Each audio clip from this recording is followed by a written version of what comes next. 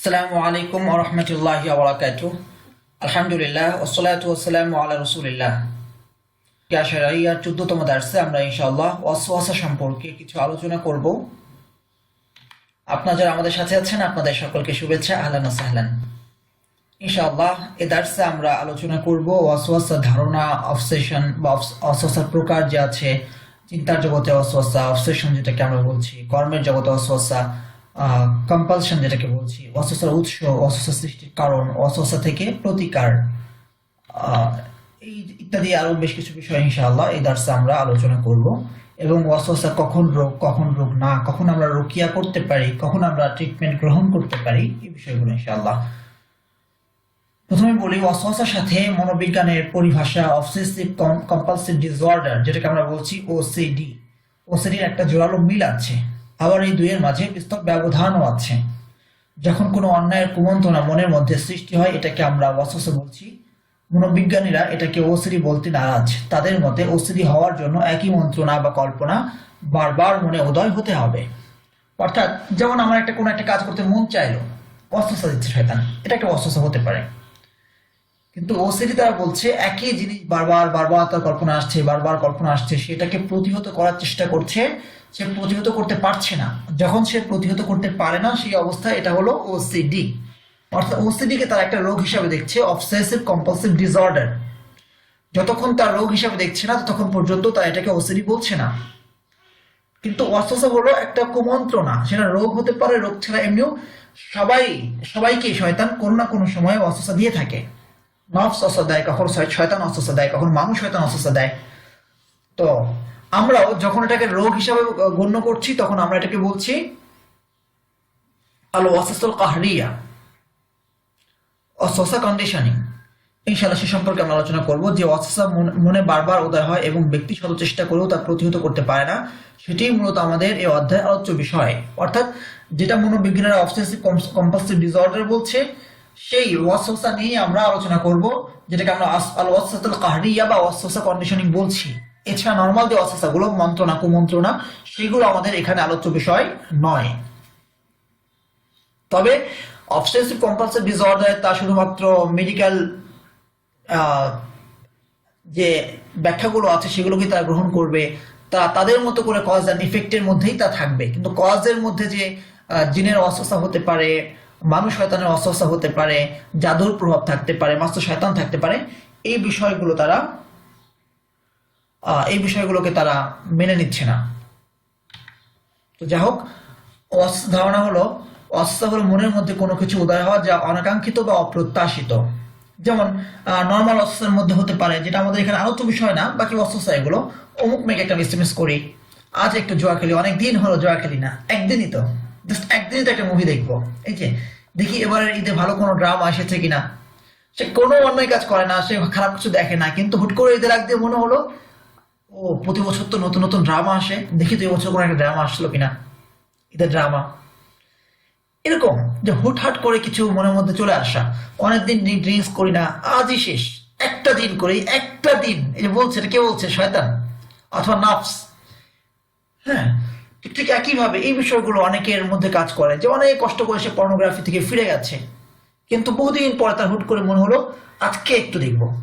সে যদি আবার ফিরে আসে, এখন কিন্তু সে অসুস্থ, দুর্বল, অনেকদিন সে গুনাহ থেকে বিরত আছে।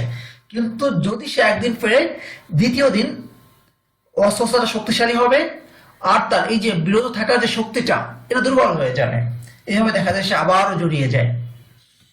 রাতের মাঝে কোনো ব্যক্তি বা বস্তুর কথা বারবার মনে পড়া, সে মনোযোগ দিতেই পারছে না, অবৈধ কোনো পিকচার বা দৃশ্য বারবার চোখে ভেসে আসতে লাগলো, কল্পনায় কারোর সাথে ব্যভিচার পর্যন্ত করা।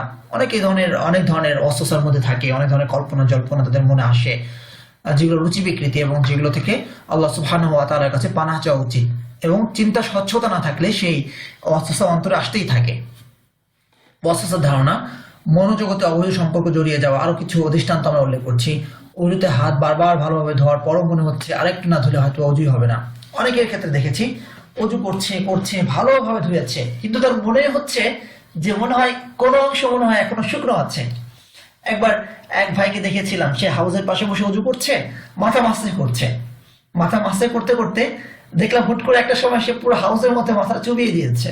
তো ওই যে অনেক মসজিদ এখন ট্যাপ ছাড়া পুকুরের মতো বা হাউস করে, যে হাউসে বসে উজু করতে হয়, এটা বায়তুল মোকাররম সহ লালবাগ শাহী মসজিদ সহ বিভিন্ন জায়গায় এখন আছে।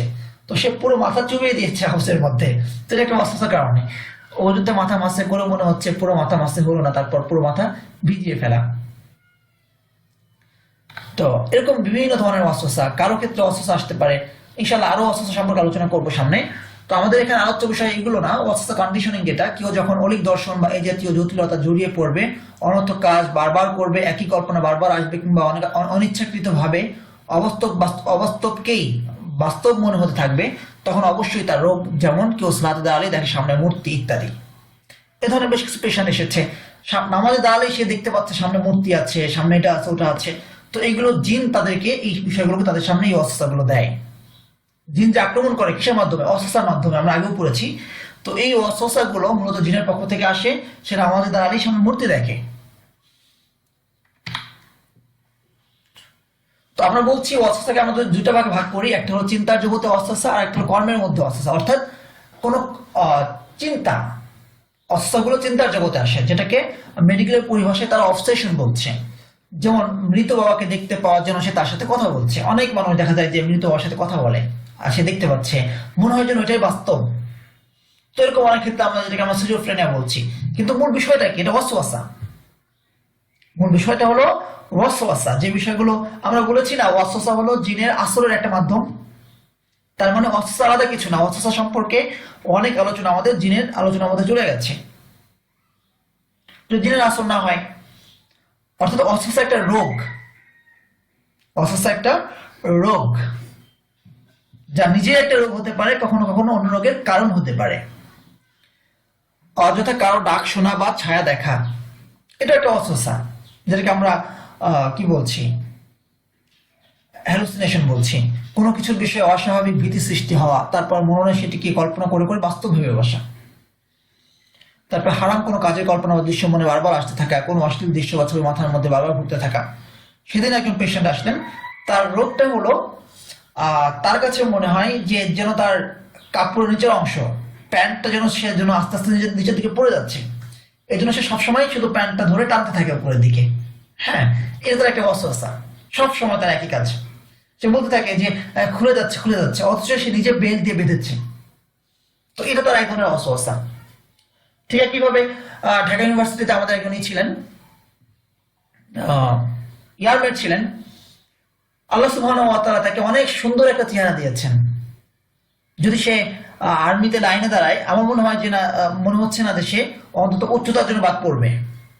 চেহারা সুন্দর, কিন্তু তার কাছে মনে হয় সবাই তার দিকে তাকিয়ে হাসছে তার চেহারা অসুন্দর বলে, যার জন্য সে মানুষের সামনে বের হয় না, সে একাকী থাকে। কেউ তার দিকে কথা বলতে বলতে হেসে দিলেও কথার কারণে হাসছে, হাসি ঠাট্টা হচ্ছে কথা নিয়ে, কিন্তু তার কাছে মনে হয় তার চেহারায় কোনো ময়লা আছে, এই জন্য সবাই তাকে নিয়ে হাসাহাসি করছে। তার চেহারাটা অসুন্দর, সবাই এই জন্য তাকে নিয়ে হাসছে। তো এটা হলো চিন্তার জগতে একটা ওয়াসওয়াসা। আরেকটা হলো কম্পালশন, কর্মের মধ্যে কোনো অস্বস্থার সৃষ্টি হওয়া। যেমন আমরা পূর্বে উল্লেখ করেছি, অজু করতে গিয়ে কুলি করছে তো করছেই, বারবার সে কুলি করছে, একই কাজ সে বারবার করছে, একই কাজ বারবার করছে। ওয়াশরুমে গিয়ে হাত ধুচ্ছে তো ধুচ্ছেই, মনে হচ্ছে না হাত এখনো পরিষ্কার হয়নি, সে হাত ধুতেই আছে। তো কাপড় ধুতে গিয়ে 3 বার ধুলে পরিষ্কার হয়ে যায়, সে 5 বার 7 বার ধুচ্ছে, তবুও তার কাছে মনে হচ্ছে নাপাক মনে হয় এখনো দূরই হয়নি। বারবার মনে হচ্ছে নাকে ময়লা ময়লা লেগে আছে। অনেকে আছে নাক ফুটানো অভ্যাস, মনে হয় না ময়লা মনে হয় নাকে লেগে আছে, সে নাক ফুটছে, একটু পর আবার নাক ফুটছে, নাকে মনে হয় ময়লা লেগে আছে। তো এগুলো সব হলো ওয়াসওয়াসা, কর্মের মধ্যে ওয়াসওয়াসা। তো ওয়াসওয়াসার উৎস আমরা এখানে 3টা দেখিয়েছি। নফসের পক্ষ থেকে ওয়াসওয়াসা আসতে পারে, নফস যেটা কুমন্ত্রণা দেয়, হ্যাঁ এই কাজটা করো এই কাজটা করো। জিনের পক্ষ থেকে ওয়াসওয়াসা হতে পারে, হ্যাঁ জিন ওয়াসওয়াসা দেয়। মানুষের পক্ষ থেকে ওয়াসওয়াসা হতে পারে। মানুষের পক্ষ থেকে ওয়াসওয়াসা কেমন, একটা দুটো উদাহরণ দিলে আমাদের কাছে স্পষ্ট হয়ে যাবে। যেমন রাত্রের অবস্থায় ধরি, যে কোনো প্রয়োজনে সে বলছে জিনের সমস্যা, কিছু রাখি, জাদুর সমস্যা, তো ব্যক্তি ভয় পেয়ে গেল। তো এই ওয়াসওয়াসাটা কে প্রক্ষেপণ করলো? মানুষ করলো। আমার এক পরিচিত ভাই আছেন, যিনি অফিস থেকে বাসায় আসছেন, আসার পরে তার একটা রুম আছে, যেটাকে তারা যে রুমে তার কম্পিউটার রিডিং রুম, পড়াশোনার ব্যবস্থা, ওখানে গিয়ে দেখা যাচ্ছে সিরিঞ্জ পানি দিয়ে একটা পানি ছিটিয়ে রেখেছে। তো সে অবাক হলো, এভাবে পানি ছিটিয়ে রাখলো কে? বাচ্চাদেরকে জিজ্ঞেস করেছে, তারা বলে যে জানি না পানিটা কে ছিটিয়েছে। হ্যাঁ, তখন সে তার এক পরিচিত কবিরাজ আছেন যিনি হাফিজ মাওলানা বা মুফতিও নাকি, যে এমন একটা পানির ছিটা দেখতে পাচ্ছি, মনে হচ্ছে কেউ যেন সিরিঞ্জ সিরিঞ্জ দিয়ে পানিটা ছিটিয়েছে। তো এটা আসলে বিষয়টা কি? উনি বললেন ঠিক আছে, আমি গবেষণা করে দেখি আসলে বিষয়টা কি। কিছুক্ষণ পর তিনি ফোন দিয়ে জানালেন, আপনি যখন বাসায় ফিরেছেন, এরপর যখন বাথরুমে গিয়েছেন, বাথরুম থেকে ফিরে আপনাকে কিছু খারাপ জিন ক্ষতি করার চেষ্টা করছিল। তো আপনাদের বংশে একজন ভালো জিন আছে, আপনার দাদা থেকে অথবা পূর্বপুরুষদের থেকে সেই জিনটা আপনাদের কাছে আপনাদের সাথেই আছে। তো সেই খারাপ জিনরা যখন আপনার ক্ষতি করার চেষ্টা করেছে, তখন তাদের ক্ষতি থেকে আপনাকে বাঁচানোর জন্য সেই ভালো জিনটি এখানে পানি ছিটিয়ে দিয়েছে। তো এই যে ঘরের মধ্যে জিন আছে, খারাপ জিন ক্ষতি করার চেষ্টা করছে, সেটা ভয় পেয়ে গেল। এই অস্ত্রটা কে প্রক্ষেপণ করলো? মানুষ রূপী একটা শয়তান এই অস্ত্রটা প্রক্ষেপণ করলো। তো এই যে অস্ত্রটা, এই যে মানুষটুকু শয়তান অস্ত্র সৃষ্টি করতে পারলো কেন? প্রকৃত জ্ঞানের অভাবে। ঠিক একইভাবে আল্লাহকে কে সৃষ্টি করেছেন, এটা কেন হলো, ইসলামের এই বিধানটা এমন কেন, এইগুলো কেন এই অস্ত্র সৃষ্টিগুলো হয়? প্রকৃত জ্ঞানের অভাবে। তো প্রকৃত জ্ঞানের অভাব একটা মূল কারণ অস্ত্র সৃষ্টির। কুসংস্কার বিশ্বাস, সমাজে অনেক কুসংস্কার আছে। হ্যাঁ, কি ধরনের কুসংস্কার? যেমন সকালবেলা ঘর থেকে বের হলে গাধা দেখলে, মৃত প্রাণী দেখলে ক্ষতি হবেই, এটা কুসংস্কার। এখন সে অস্থায় পড়ে গেছে, বের হবো কি বের হবো না, ক্ষতি হয় কি হয় না, ড্রাইভ করছে, তার বাইক চালাতে গিয়ে হাত কাঁপছে, এই বুঝে অ্যাক্সিডেন্ট করবো। তো এই যে তার হাত কাঁপা, তার অ্যাক্সিডেন্ট হওয়ার জন্য তো এটাই যথেষ্ট। হ্যাঁ, তো এই যে অস্ত্র ঢুকে যাওয়া অন্তরের মধ্যে, কুসংস্কার, এটা কেন সৃষ্টি হলো? কুসংস্কারের কারণে। অবান্তর ভাবনা, যে বিষয়টাকে আমরা বেশি ভাবি সেটাকে একটা সময় মনে হয় যে না, এটা সম্ভব, এটা পসিবল। হ্যাঁ, তো এরকম অবান্তর ভাবনা কখনো কখনো ব্যক্তির মাঝে অস্ত্র সৃষ্টি করতে পারে। আত্মনির্ভরশীলতার ঘাটতি, আত্মনির্ভরশীলতার ঘাটতির কারণে অস্ত্র সৃষ্টি হতে পারে। এই যে আহ যে ছেলেটার কথা বললাম বা যে ভাইটার কথা বললাম, তার চেহারা সুন্দর, সে আত্মনির্ভরশীলতার ঘাটতি আছে, যে না আল্লাহ সুবহানাহু ওয়া তাআলা আমাকে সুন্দর করে সৃষ্টি করেছেন। না ঠিক আছে, আমার একটা দাঁত ভাঙা, না হয় আমার নাকটা একটু বোচা, না হয় আমার চোখের নিচে একটু কালি পড়ে আছে, না হয় আমার এক চোখ কানা, না হয় আমার মুখে একটা কাটার দাগ রয়ে গেছে, প্রচন্ড মুখে বসন্তের দাগ ধরে যাচ্ছে। তো কি হয়েছে? আমি তো আমি। এই চেহারা সৌন্দর্য দ্বারা আমার মান কমেও নি বাড়েও নি, আমার যোগ্যতা বাড়েও নি কমেও নি, আমি আমি। এই যে একটা আত্মনির্ভরশীলতা, এটা ঘাটতি আছে সেই ব্যক্তির মাঝে। আল্লাহ স্মরণ থেকে দূরে থাকা, যখন আল্লাহ স্মরণ থেকে কেউ দূরে থাকে, তখন শয়তান তাকে অস্ত্র দেওয়ার সুযোগ পায়। এটা কোরআন মাজিদ আল্লাহ সুবহানাহু ওয়া তাআলা স্পষ্ট করে বলে দিয়েছেন, আমরা পূর্বে আলোচনা করেছি। ধর্মীয় জ্ঞানের ঘাটতি রেখে অধার্মিকদের বই পড়া। আমার ইসলামের জ্ঞান নেই, আমি অধার্মিকদের বই পড়ছি, আমি কোরআন মাজিদ ঠিক মতো পড়িনি, আমি অভিজিৎ রায়ের বই পড়ছি, অবিশ্বাসী দংশন পড়ছি। তো কি হবে? স্বাভাবিকভাবেই ইসলাম নিয়ে যে তারা যে ভুল আপত্তিগুলো করেছে সেটাই আমার কাছে সত্য মনে হবে, কারণ আসলে তো আমি সত্যটাই পড়িনি। কোরআন মাজিদ সম্পর্কে সে যেটা বলেছে ওটাকে আমি বিশ্বাস করছি, কিন্তু আসলে আল্লাহ কি বলেছেন সেটাই তো আমি জানি না। জিনের আশ্রয়ের প্রভাবে হতে পারে, জাদুর প্রভাবে হতে পারে, শারীরিক মানসিক রোগের প্রভাবে হতে পারে। তো অস্ত্র সৃষ্টির বিভিন্ন কারণ আমরা দেখতে পেলাম। এর মধ্যে উপরগুলোর জন্য জ্ঞান আবশ্যক, প্রকৃত জ্ঞানের অভাব, কুসংস্কার থেকে বেরিয়ে আসা, অবান্তর ভাবনা থেকে বেরিয়ে আসা, আত্মনির্ভরশীলতার ঘাটতি, এই জন্য কাউন্সিলিং প্রয়োজন হয়। হ্যাঁ, আল্লাহ সহমতে দূরে থাকার জন্য কোরআন মাজিদ পড়া, ধর্মীয় জ্ঞান, ধর্মীয় বইগুলো পড়া, জিকির করা। আর জিনের আসর, জাদুর প্রভাব ইত্যাদি কারণে রুকিয়া করার প্রয়োজন হতে পারে। শারীরিক মানসিক রোগের প্রভাবে হলে সেজন্য আমাদেরকে সাইকিয়াট্রিস্টের কাছে যাওয়া লাগতে পারে, কাউন্সিলরের কাছে যাওয়া লাগতে পারে। শারীরিক রোগের হলে সেজন্য আমাদেরকে চিকিৎসা গ্রহণ করতে হবে। তার কথায় ওয়াসওয়াসা বিভিন্ন ধরনের ডাইমেনশন বিভিন্ন, সুতরাং ট্রিটমেন্টও আমাদেরকে বিভিন্নভাবেই গ্রহণ করতে হবে। তো সুতরাং বিভিন্ন ডাইমেনশনের আমাদের ট্রিটমেন্ট হওয়া উচিত। এখানে উল্লেখ করা হলো ইলম অর্জনে নিমগ্ন হন, বেশি বেশি কোরআন তেলাওয়াত ও জিকির আজকার করুন, সকাল সন্ধ্যায় মাসনুল ওয়াজিফাগুলো পাঠ করুন, নাফরমানি ও মাকরু কাজ থেকে দূরে থাকুন, কুসংস্কার থেকে দূরে থাকুন, খারাপ সঙ্গ পরিহার করুন, ভালো কারোর সঙ্গে থাকুন। খারাপ সঙ্গ পরিহারের কথা কেন বলা হচ্ছে? কারণ হলো যে যদি আপনি দেখবেন যে সমকামিতা কোথায় বেশি হয়, বলে রাখা ভালো, সমকামিতা সবচেয়ে বেশি হয় বাংলাদেশের জেলখানাগুলোতে। জেলখানাগুলোতে সবচেয়ে বেশি সমকামিতা হয়। কেন? কারণ ওখানে পরিবেশটা ওরকম, অস্বস্থ দেয় যে না অনেকদিন তো পরিবার থেকে দূরে আছি। আর কোথায় বেশি হয়? ক্যাডেট কলেজগুলোতে বেশি হয়। যারা ক্যাডেট কলেজের স্টুডেন্ট আছেন তারা জানেন সেখানে বেশি হয়। তো সে পরিবেশে সঙ্গ। সুতরাং এটা বিষয়টা এরকমই। কিন্তু যেসব জায়গায় সহশিক্ষা আছে, যেখানে নারী পুরুষ আলাদা, ক্যাডেট কলেজে নারী পুরুষ আলাদা, যেখানে সহশিক্ষা আছে সেখানে সঙ্গর পরিবেশটা ভিন্ন, নারী পুরুষ একসাথে থাকে, তো ওখানে নারী কেন্দ্রিক চিন্তাগুলো আসে, সেখানে ব্যবচার বেশি হচ্ছে। তার মানে কি এটাকে সাপোর্ট দিতে হবে? যে না, কোনোটাই সাপোর্ট দেওয়া যাবে না। সমকামিতা থেকে মুক্ত থাকার পরিবেশ তৈরি করতে হবে, ব্যবচার থেকে মুক্ত থাকার পরিবেশ তৈরি করতে হবে। অর্থাৎ ছোট বড় একসাথে না থাকা, ছোটরা ছোটদের জায়গায় থাকবে, বড়রা বড়দের জায়গায় থাকবে, যারা ব্যাচেলর ব্যাচেলরদের মতো থাকবে, যারা বিবাহিত তারা বিবাহিতদের সাথে থাকবে।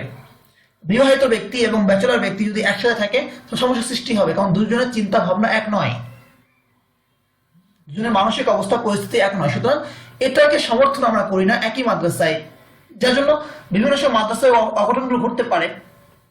এই জন্য মাদ্রাসা খারাপ না, আমাদেরকে সেই পরিবেশগুলো ঠিক করতে হবে।